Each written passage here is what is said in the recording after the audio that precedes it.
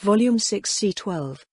Goddamn demi-humans, demonic curses, trash and scum, pests, slaves, and plagues, Remedios mumbled under her breath while she rocked back and forth on the horse as it meandered on the long road back to Hobans. The capital of one of the great human kingdoms, it was not as populous as Kamimiyako, or Baharuth, but its history was rich and strong. The one blight, its border with non-humans and the inability of her kingdom to properly cooperate with a slain theocracy to purge the Abelian hills. The thought occurred to every ruler to come to the throne for the past 100 years. We have them surrounded. If only we could invade from both sides. On paper it was a sound strategy, but even for all her dimness, Remedios saw the one fatal weakness. Some of the damned demi-humans are inordinately powerful, and one of the heroes could stop her unit cult. The thought wasn't far away, and it kept her up more than one time at night. The one great fear was paired with that one great failed hope. That one day the demi-humans might find true unity and invade. Now, if the message that had her on the road read true, she was going back to Hobans precisely because that was happening. Kingdom of Demalbion, and of all things. Her? The traitor? Remedios looked over her shoulder. A prison wagon rolled on behind her and she clutched her cloak a little tighter to her when the autumn breeze picked up. Inside were the parents of the traitor that became the Queen of Frost. The ex-member of the Nine Colors, the Mad-Eyed Archer, and his wife, a former paladin of great renown. Remedios let her horse slow down and shifted it to the side, allowing the horse-drawn wagon to roll forward and catch up to her. She sat up a little on her horse and looked into the window. The couple was asleep. They looked worse for wear, clad not in the honored gear of Holy Kingdom warriors or nobles. They now wore prison garb with bright yellow X's marked on the front and back, the woman resting her head on the shoulder of her mate, and him resting his head on hers. It's hard to believe that they could be the parents of a traitor and a monster. Remedios acknowledged that much, privately. A bruise, ugly and dark, swelled up half of the face of Naya's father, a blow Remedios recalled giving in vivid detail when he got in the path between Remedios and his wife. I was just following standing orders. Kill demi-humans who cross the border. What's the problem? They're all supposed to die. We just tried to execute someone for letting non-humans go. How long ago now? Remedios tried to recall and could not. It all blurred together. And yet reading the letter she received from the Holy Queen, it couldn't have sounded more displeased if the woman had been swearing at her. Worse. As Remedios looked away from the chained sleeping prisoners, she unconsciously put her hand on the pouch that held a different letter from her sister giving special advice to ensure that the couple remained completely unharmed, and that one was, "All right, I'm not very smart. She's always been the smart one. Fine. But I've never felt so talked down to as in that letter. What did I do?" She wondered that over and over again. And still found no answers, no matter how much she thought it over, all the way to the gates of Hobans before her train of thought shifted to something else. The simple happiness at seeing her queen. At least that brought a smile to her face. If, Naya retorted, her hands upturned the same as Gustav's, resting on her knees. That makes a fine retort for the history books. She narrowed her terrible eyes at him, but there is no confusion here. That if depends on whether or not I get justice for what was done to my envoy. Take your if commander, right back home with you. If I am not given her head, I will take it. Gustav Montagnier clenched his jaw, tried to meet her eyes, and despite all his vast experience, quickly failed. That's the only justice there is in your kingdom, she hissed. You taught me that. If I don't take it, I will never get it.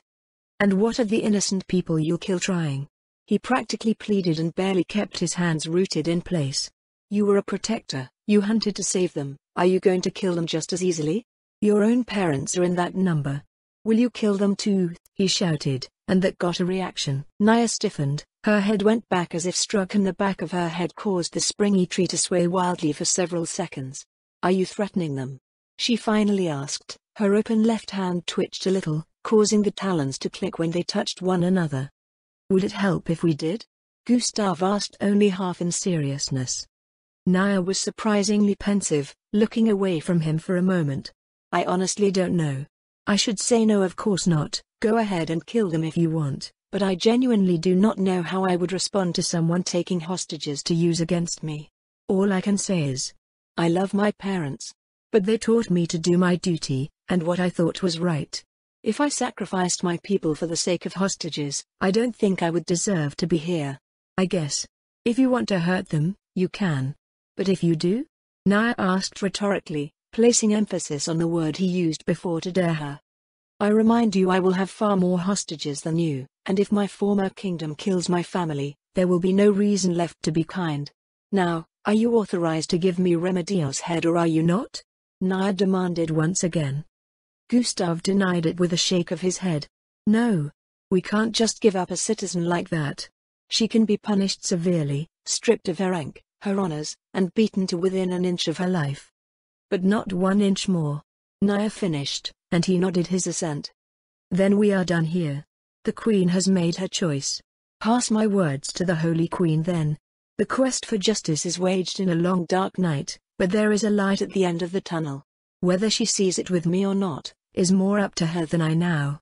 Naya stood up and pointed in the direction of the wall. Get out of my kingdom. Volume 6 C13.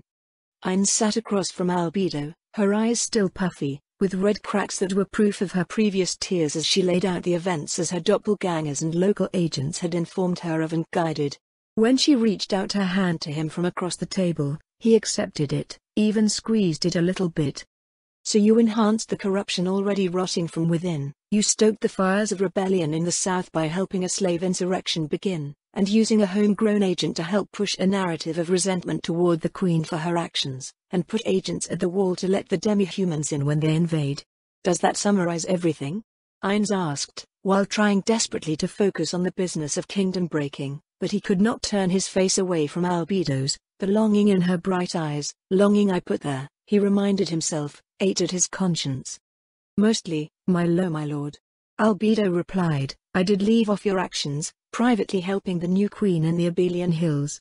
The elf servant I took has also been taking hostages from humans for some time, a bargaining chip to use later. My lord did instruct that casualties should be as few as possible, and I admonished both my servants to remember this. She smiled with a faint sense of pride. I admit, for lesser beings, they have proven useful. Her proud but fragile smile remained, though her head bowed a little. My lord's admonition is now well understood. And now that the human queen has sought my master's aid, how will he respond? Albedo was not one of the 3 geniuses for nothing, and recalling her own argument with Sheltir over who would be Iron's first wife, it was easy to conclude a likely outcome for the Holy Queen and the Allfather. But she would not, could not, bring herself to ask, will you marry her? That did not stop Ines from seeing the question in her eyes. It was a punch in his guts. I'm still a virgin. I can't. I don't. He didn't really know what he was mentally protesting, but from a practical level, a part of him that did stay rational understood why Albedo was thinking it. Political marriages to unite kingdoms were common enough in my own world, I shouldn't be surprised by them here. Plus it would fit my instructions on minimizing casualties. But no. No, no, no, no, no. He suppressed the shudder which would have rattled his body with nerves, and to cover any sweat from rising on his brow, he ran his gloved hand over his forehead. Putting the mask on would have been for the best, but somehow, despite it sitting just inches from his hands, it feels wrong to hide my face from my Albedo now. And I can only think it would hurt her if I did. And that was even worse. Hurting her was the single worst thing he could imagine doing at that moment. The very notion made him want to retch like his first sight of battle, watching the lizardmen and frogmen in their final clash. He closed his eyes, took a deep breath, and opened them. I will render her some aid. Our runecraft weapons are making their way into the hands of my nationalized adventurous guild, and our teams in the Draconic Kingdom are performing so well with them that Queen Draudillan has expressed an interest. A shipment of weapons and armor, on credit, will help our financial situation and our reputation with our neighbors. Albedo's body relaxed perhaps more visibly than she intended. Of course he wouldn't marry a human. What were you thinking? She asked herself the question in an almost mocking fashion. It was some relief that she thought, the only reason that even occurred to me is how I feel now. If only I could make him see me as the woman who loves him, not the woman he broke. But how she was at a loss. At least at that moment, she could savor his touch. So she refocused on the matter at hand. Then, my lord, when will you respond to her request? It has been a fair while, hasn't it? He nodded. It has. But she isn't desperate yet. The truly horrible thought that the kingdom of Demalbian and the Southern Holy Kingdom would join hands against them, I doubt has even been considered. I see. And when they clearly have, my lord? Albedo asked. Ainz made a wild guess. I was making up all that. It's too confusing. What was I even saying? I got so lost thinking of Albedo. He brought a hand up to his chin to hide the obvious motion of swallowing hard. Then I will respond. Ainz made his response as vague as he could, and quietly hoped she would fill in the blanks before quickly following up. Do you have any plans for the Queen of Frost? Albedo's smile became heartfelt, loving, and she squeezed his hand again. My love. My lords wish that the world be a place where we can all be happy and safe. It means if we don't wipe all others out, they have to be willing to share the world with us. The Frost Queen tolerates other races, treating them all equally under her rule. She will further my lord's will if she is well handled. It was easier to agree than to argue, and so he nodded. The silence stretched. Both filled with thoughts they couldn't speak aloud. There is the possibility of you being caught in all this, Ainz finally said, breaking the tight air between them. Albedo let her little smile grow. I know, my lord. The doppelgangers are effective, as are my homegrown tools, but have no fear, nothing here has a chance of defeating me. Ainz recalled a raid in Yggdrasil where a guild used a proxy to undertake a specific action, disguising raiders as pop monsters for an ambush. They got caught precisely because they used that world item, an item nobody else had. I know. But you realize that your strength will inevitably expose us. Using the gate spell where the wrong people can see it, knowing as most eventually will know that it is ours alone, and only we can be so strong. Ainz trailed off, and Albedo nodded immediately. Of course, master. Of course. If I am exposed, I will simply fake my death. Let them wonder where I come from, and I will rejoin you at home that very night. My body simply disappearing, she sighed, her own thoughts on what that meant, very different from what she knew him to be thinking. She could still feel his arousal like a pounding drum, a man's wants, a man's needs, but he won't accept me. The bleeding in her heart was such that the thought of faking her death at least brought some relief. How am I supposed to live with this now? At least before. She dared not progress to the word hope, but it was not far from her mind either. Ahem, Ainz interjected in the long quiet reverie and broke his touch from Albedo to reach for his mask. Are your servants prepared? Albedo kept a smile plastered on her face and pushed herself away from the table to stand up. I will summon them at once, my lord, she replied with the greatest depth of enthusiasm she could muster. Volume 6 C14. Queen Kalka wondered if she would ever feel tranquil again. Her peaceful thoughts and confidence had been drowned in the blood of her own citizens when she was forced to flee her capital, and then even more so when she was forced to take brutal measures to reclaim it. Getting my brother out of here was sensible. If something does happen with the demi-humans, there's no guarantee I won't be killed. And if that happens, somebody has to carry the royal family on or the whole country will fall apart. Her appearance retained its usual beauty. Her hair properly brushed and makeup both magical and benign were all done to perfection, and her dress of vibrant blue and white, the royal colors in all their glory. And thanks to magic, the bloodstains on her palace were all wiped clean as if they'd never been there at all. But that didn't set her at ease. At the far end of the hall stood Remedios Custodio, her head down, sensing the anger of the queen. In the past, Kalka would have risen from her throne and called her over. In the past, Kalka would have smiled brightly and even embraced the woman with such public vigor that rumors of a sexual relationship between her and the former paladin commander were once widespread. The same was still whispered about her and Remedios' sister, Kelet. Perverts. Humans are perverts. The thought came and went as the next man presented himself and knelt down. He bowed his brown head, holding his helmet cradled in his forearm, and so I swear to uphold and defend the Roble Holy Kingdom, its queen, and all the heirs of her body for as long as my line endures. Then rise, Marquis de Lunes Albens. First of your house, first of your title, first of your name, the queen said when he finished reciting his oath. He was the sixth of the noble houses to rise to status that day. I wonder if I've purged more useless and corrupt nobles than Emperor Jerk Nivelnegs, yet? She wasn't entirely sure, but it was a distinct possibility. Every hint of corruption was met with a complete purge of the entire household, while those members allowed to live, all thrust into newly commissioned dirty battalions. It rubbed the queen the wrong way. It seemed so unfair still. To destroy a whole house because of the family heads or heirs. But Kellet is right. Gustav was right. And that made her even sicker about it all. Leaving them around would be permitting the bad behavior to continue, but punishment served as a warning to the rest, and this, putting them into units with the most dangerous assignments, where they were more likely to die than survive, risked next to nothing for the Holy Kingdom and helped keep the troublesome elements in one place. As an added benefit, if they think there is a way to regain favor and status, they will at least work hard. But it still stabbed her heart. As soon as I abandoned my ideals, everybody else did too. Did anybody believe in them as I did? Were they just keeping quiet and humoring a stupid hopeful girl's fantasy while everybody just did whatever they wanted when I wasn't looking? As the noble finished a speech she wasn't really listening to, the next one stepped up. Just get through this day's worth of ceremonial oaths, and I've got a whole new Northern Holy Kingdom to run. Barely any of the old ones are still around, and I'll have to turn some attention to the south. Or maybe have my brother do it, she thought, and turned a sharp glare briefly to the waiting Remedios. Let her wait her turn. She has a lot to answer for. And waiting is the smallest penalty she can pay for this. Kalka told herself, and began to administer another oath to another nobody who was about to become a somebody. After the meeting with Gustav, the Queen of Frost made haste back to her capital, landing with her customary flourishing jump from Oliserdak's back and striding with steady steps toward those waiting to attend to her. Rally the army, she bellowed. They want a war so damn badly? We'll give them one that will never be forgotten. Naya held out her hand and a young orc servant rushed to throw her bow into her hands. She raised it overhead and listened as the cheers of the demi-humans went up around her.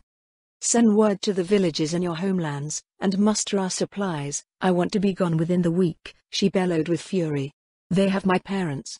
They killed my envoys, people whose lives were entrusted to me. Damn them. They want to save to me. Her ice blue eyes flashed as she recalled the pain of the blades shoved into her guts to impale her to the stake. I already know the answer to it. It's time they learned it. Astrakhan should be ready by now. I wish. Oh, how I wish I could see Remedios' face when she finds out her country is being invaded from two fronts. And that it is entirely her fault. The itching on her back became much, much worse, and Naya felt a vague, tearing sort of pain. Her thoughts, savage and full of wrath, were briefly subsumed by the pain as she felt the protrusions widen and rip away the hybridized flesh scales on her back. She couldn't see it for herself, but even without seeing it, she knew. Wings. Her body shook with agony as if giving birth as her skin and scale nature tore itself apart to remake a part of her into something new. She clenched her teeth to keep back screams of pain, and saw droplets of blood and flesh drip with wet plops down into the grass near her ankles. Naya's eyes shut tight so as to not see, her legs shook at the knees, and down she fell, striking the ground with a thud, crouching forward, her breasts heaving and a scream torn away under the dismayed eyes of her followers. And then they sprang free, her appendages, with a fabric-like noise of a sail catching the wind, her wings sprang into being, twice as wide as her body was tall, still dripping blood that fell down like a red drizzle of rain into the grass and dirt. The Queen of Frost continued to breathe hard and looked up and over her shoulder. They were firm-looking things, with finger-like bones running down from a long curving one over the top, and each segment filled in by a leathery dark surface. Naya reached out to touch it, her trembling fingers caressing the unimaginable. It felt vaguely like skin, but also not quite. More like skin with thick calluses. She thought, and while still breathing hard, she looked over to Oliserdark. How do they look, partner? She stammered. Dragon-like. He answered, which she took as high praise. Can this be real? Am I dreaming, dying on the stake still, and this is all some mad delusion to a dying mind? Naya had to wonder, but while she wondered, one instinct was pounding through her veins as surely as the rooting instinct ran through a newborn. As she began to rise, she tensed her legs, and jumped. Her wings began to beat with the steady rhythm of a war drum. The roar of her people below, in an instant louder than thunder, quickly began to fade as the Queen of Frost sought one single desire, a desire known to all those with wings from the very moment they first spread. I want to touch the sky, she thought, and stretched out her hand to do exactly that as she rose, and felt she could rise forever. Volume 6 C15. Intermission. being a high priest in Hobans used to be simple. The youthful priest felt very much the old man just then, stooped and weary. He still chuckled a little. Day after day I'd hear confessions, little sins, the trivial things people felt comfortable revealing when their conscience bothered them. Always though, I could smile a little, sympathize, knowing that their big sins were never as big as people thought. It seemed so naive then. So innocent. The word was only reluctantly thought of while he sat down to eat a hearty meal of thick stew and fresh baked bread with a hunk of cheese. He was alone in his office as had become his habit. The warning the young woman gave to him around a year earlier proved to be more accurate than he ever imagined. The lying, the adultery, the corruption and destruction. He hung his head over his food and prayed to the gods for mercy to be had on his kingdom. So much went so wrong, and the only relief became his rituals. He flung himself into his duties in the temples with the fervency of his passionate youth, daily preaching on the steps as well as before the altar to the gods. We must renew ourselves, he thought, and shouted it in a moment of inspiration. His body tingled as if the words themselves had come from some divine agent. We must renew ourselves. That a distant and absent ears turned to him, arms open to embrace them as a grandfather would his children and grandchildren. We must become new, let the old ways pass and renew our kingdom in the midst of strife. As a mother births her child in pain, so our kingdom is in pain and we must bear it to birth something new. The gods spoke through me. I wonder, if it were not for that woman, would I have been mindful of so much going so very wrong? Could she have been one of the gods? It is said that their agents sometimes walk the world to test mortals. Did she choose me? He ate his food in silence, and contemplated what to say to yet another building crowd that waited for his message. No, not the god's message. A goddess, one of our goddesses, gave me a warning for my message of love. I was tested, and found worthy. I have to work hard, and help my kingdom be worthy too. Queen Rena sat beside her consort on the throne, a letter in hand which she was hard-pressed not to smile over. Lord Moman and Lady Evil Eye are making a shockingly effective team, wouldn't you agree, my dear Clyme? She handed him the letter and he accepted it with the same reverence he always did, as if it were coming from a goddess. He did, however, refrain from pointless praise for her choice of words, and simply read it for himself first. She wasn't wrong. That entire area is completely clear of monsters now. Your father. He'd have been so pleased. He bowed his blonde head in memory of the old man. Yes, he would have. Rena remarked and lightly caressed the knife. It was only pure chance that she hadn't had to kill her father herself, but Clyme didn't need to know that. If he'd lived and stood in the way of Clyme and I? She clenched her perfect jaw and disguised it with a smile that lit up the room. The throne room was empty for the moment, the first to rise every day. The Queen and her consort built a reputation for hard work that spread favorable views of them to the entire population. The Queen works hard for us. A frequent refrain heard in a number of street corners and taverns. The final destruction of 8 fingers and 6 arms between Riastais and Baharuth left little but a scattering of thugs that were themselves running scared and had nowhere to call a safe haven but in the isolated wilderness. My love, didn't you want to settle the orphans there? Clyme asked. Rena nodded and pointed to the map she had painted on the wall. That's right. Every person who adopts a child orphaned in the last 10 years of wars will get a plot of land. Every adventurer who achieves the rank of Mithril or higher will be entitled to a minor lordship over the new villages and towns, and the stronger the adventurer, the more land they get to rule. That should completely change the character of our country. For the better, my love, for the better. Clyme grinned as he pictured talented adventurers flocking to Riastais for a chance at the nobility. It should give us at least some further status with the kingdom of Nazarick. Gods know we need it, he thought, and reached out to hold the hand of his beloved for the last few quiet minutes alone before the throne room filled with people again. The Wolf Queen eased her body down over the shaft of her Wolf King.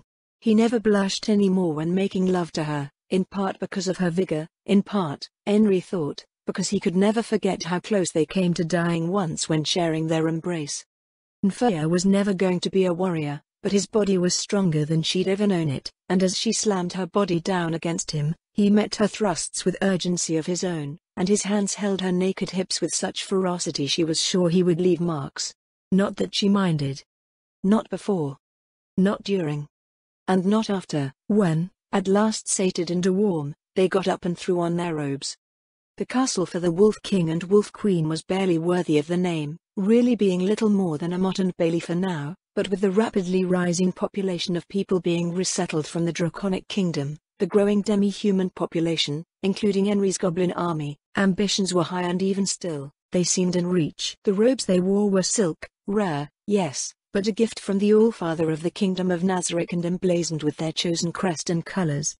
They should have, or could have, summoned servants, but both still enjoyed doing things for themselves.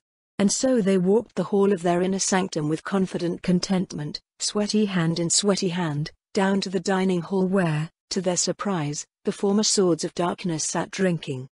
Lucrute raised his mug from where he sat leaning back with his feet on the table. It was overflowing with frothing beer. Hail the Wolf Queen and Wolf King, may they howl every night, as they did just a little while ago. He gave a bawdy grin that would have made Henry and Fur blush a year or more ago. Tyr, however, still blushed from where she sat near him. She smacked his thigh. Lucrute. Manners. He managed to blush a little himself. Sorry, love, he said. Sorry, my butt. Nina muttered from behind her own frothing mug. Now. The Queen and King are here, we should at least show we have some manners around the people we're supposed to guard.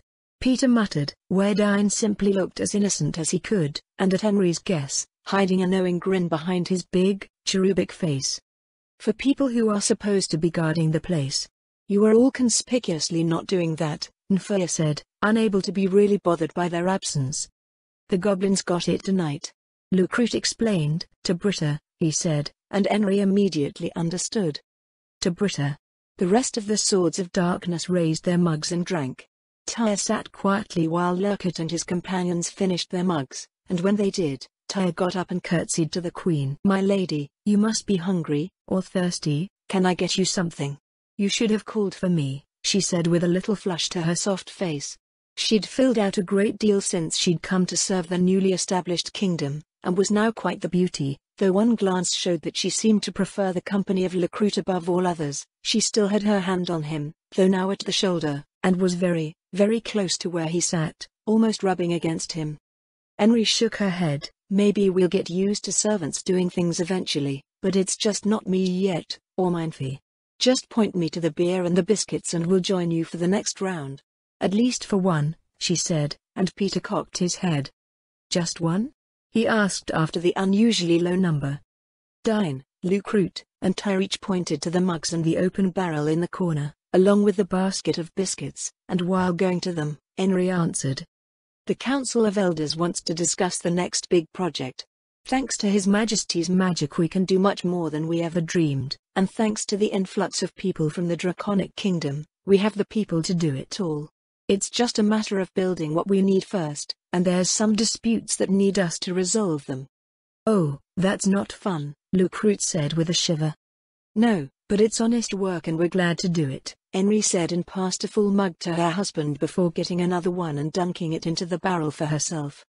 Nobody was going to argue with that.